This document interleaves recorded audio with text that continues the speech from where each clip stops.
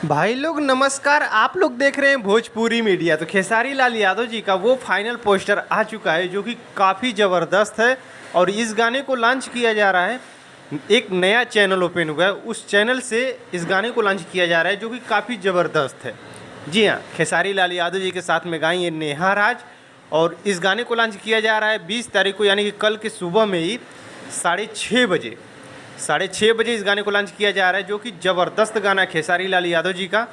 और इस गाने को लॉन्च किया जा रहा है पास रिकॉर्ड चैनल से। जी हाँ, नया चैनल नाम है पास रिकॉर्ड चैनल। खेसारी लाल यादव जी का दिन पे दिन मतलब हर दिन सावन का गीत आता ही रहता है, बोल बम गीत आता ही रहता है हर दिन।